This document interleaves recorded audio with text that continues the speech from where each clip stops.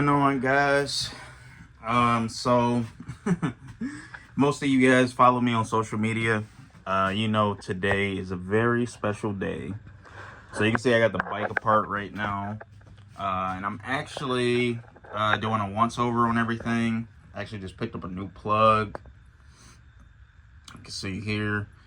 But basically what I'm doing is I'm actually doing dyno prep right now, because I have the bike scheduled for a dyno appointment this morning. So yeah, I'm just pretty much going over everything, making sure everything is tight, putting a new plug in it, going over the fuel connections and whatnot, you know, because I don't want to be that guy that, you know, comes unprepared and, you know, has a bunch of issues. Sometimes it's unforeseen, but I mean, you know, sometimes you can only plan for so much. But yeah, let me throw this plug in, and then I will go over some recent data with you guys to show you what the current status of the bike is, and yeah, go a little bit more detailed in I guess the current status of the bike and how it'll be on the dyno. All right, guys, so I got the bike all loaded up. I actually just got up here to Rick's Custom Cycles. This guy is local to me. He has a dyno, pretty known in the bike world too. A couple friends told me about him. But yeah, I'm gonna go inside, get everything set up, and then get the bike unloaded, and then hopefully throw it on the rollers. But as of right now, the little pre-maintenance that I did early in the morning, put the stiffer clutch springs in, and then as well as threw a new plug in it, and basically just double checked everything, dotted the I's, crossed the T's. But yeah, I think we should be good to go, and yeah, just see what happens.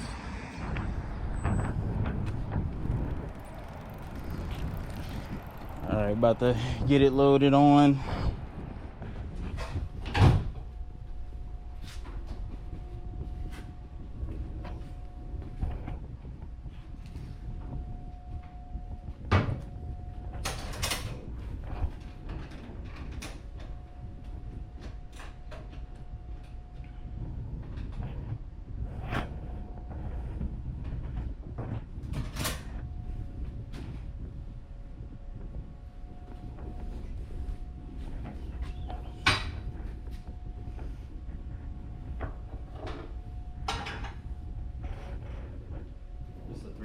Camera? Yeah, yep. Is that by GoPro or is that someone else? That's actually by the company is called Insta360. Oh. But a friend actually just told me about those, and after got the bike on the rollers, getting ready to make the pulls.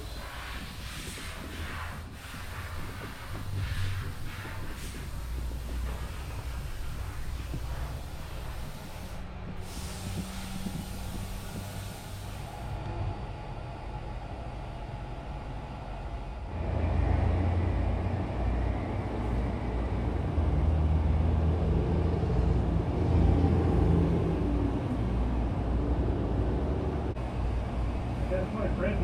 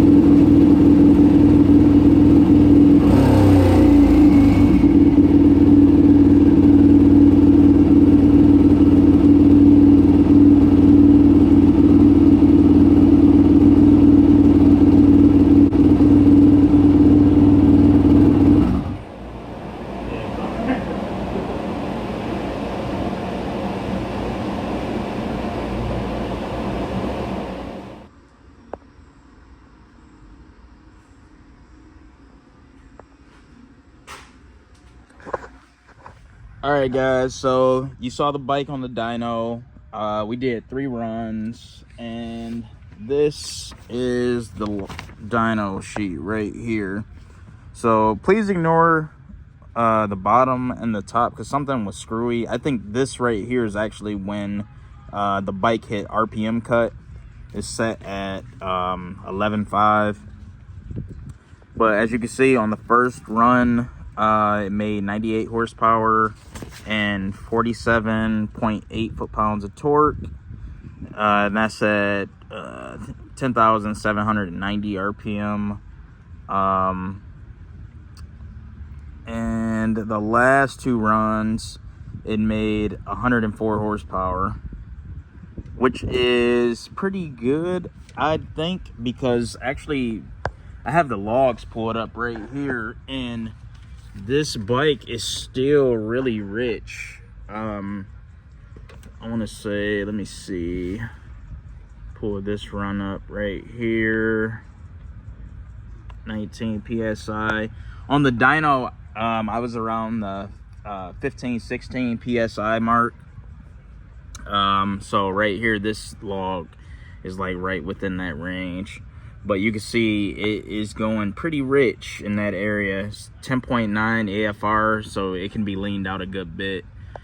And then honestly, with this whole build, because I didn't really have any access to any OEM ignition tables, kind of shooting in the dark with the ignition timing. As of right now, we've just pretty much gave it what it seems to like, I guess you could say. So you can see right here, I think the highest this gets is like 29 degrees. But with the way that the bike is tuned, the ignition and timing tables, those are actually in TPS versus RPM. And then you have these map auxiliary tables right here. So you can see this table actually accounts for boost pressure. So as we go down this row right here, you can see how there is a reduction in timing. So this is basically like the timing retard to account for boost pressure. But ideally, I'd need to have this back on the dyno again so we could do more steady state tuning, because I feel like I'm on the softer side of what I could actually run ignition timing wise, because believe it or not, these bikes, they run a lot of timing from factory, a lot of timing. And then with me being on E85, that actually, you know, compounds the situation a little bit. So, yeah, so I feel like the best way to really find that out is if I just do repeated runs and slowly, you know, bump the timing up in increments and see if it's actually any horsepower gain at all. But the one cool thing is that even though I didn't run it at this boost level on the dyno, I was actually just up north, I want to say about a week and a half ago. So I did a bunch of data logs up there.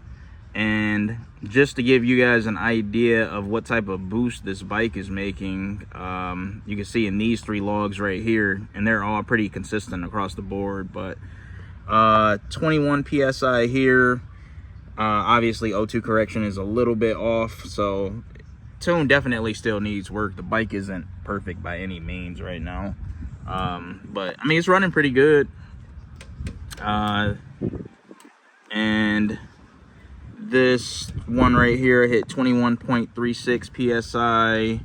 I actually hit 20 psi multiple times in this log right here. Then I think this is like right at, yeah, 25 psi. And then you can see how much fuel this is using. Let's see right here, let's go down to fuel flow. So that's right about 160 pounds an hour. I do have 2 injectors set up in the bike. I run a 77 primary injector and a 208 secondary injector. So the secondary one actually comes on in boost. I can't say right now, we're trying to find the fine line of how far we can stretch the primary before we bring the secondary in. because one thing I did notice on this particular log right here, as well as a few others, is that the duty cycle is definitely overshooting by a lot. So ideally, you know, I want to keep that around 85% or so. So it just got to finagle with the tune a little bit more, because I definitely have enough fuel. The fuel system definitely can handle what I want to make power wise. It's just more so finding that transition line between both injectors. So, you know, that secondary injector is taking up most of the load when the boost comes in. Because I want to say around 10 psi, that's kind of like when that 77-pound injector falls off, or the duty cycle gets a little bit higher than I'd like to see. But you know, that's all, you know, fine tuning and tweaking. Yeah, and I'll actually throw up a few clips from when I made these pools when I was up north, because I got some pretty good video, because I luckily just upgraded to an Insta360. You can actually see the mount right there. And the crazy part is, talk about a freaking coincidence, like that thing fits perfect on my turbo mount and gets the perfect angles. So that couldn't have been more meant to be. So that's pretty cool. But yeah, I'll throw up a few videos of when I made these pools, because I was actually able to race a 2020 KX 450. It's a pretty stock bike, but it's pretty representative of what this bike makes stock. So you can kind of see what the difference is with turbo 450 versus a non-turbo 450. So yeah, I'll throw that in there now and you guys can see it.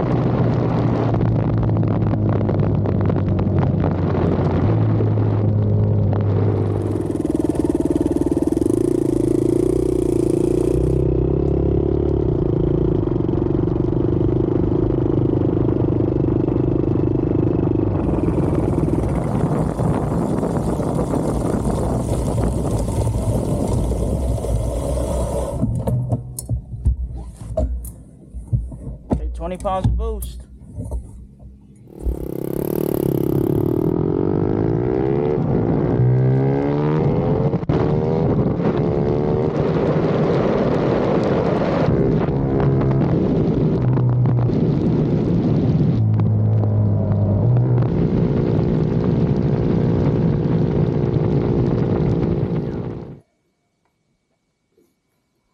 Gotta crack this boy head again.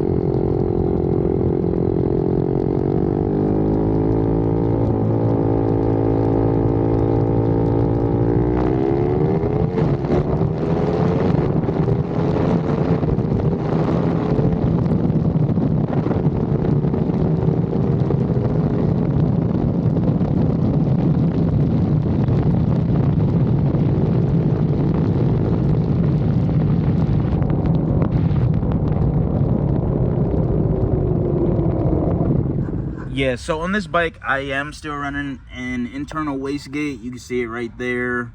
I want to say it's rated for, I think it's like 8 PSI or so. But I do have an electronic boost controller hooked up to it. It's just a regular 3-port mag valve. You might be able to see a little bit of it right there, but I got it hidden behind this fairing. But yeah, I do plan on turning it up. Ideally, I'd like to run like 30 PSI and see what it makes, because I do feel like, even though I overshot my goal, because I just wanted to make 100 horsepower, honestly. So either way, I'm happy, because it's absolutely retarded with this horsepower right now. Because these bikes only make like, I want to say like to the wheel, realistically, they only make like 52 horsepower. So I'm literally doubling my horsepower right now. And that's without making those necessary changes to the tune, which can have a big impact on horsepower as well. Yeah, I would like to get around maybe like the 30 PSI range and see what it'll make. I think I might be able to crack like 130 or a little bit higher than that, but I mean, it is what it is. It did what it did today on like 17 PSI. Shut up, Siri. But yeah, all in all, pretty happy with it. Boost comes in really good.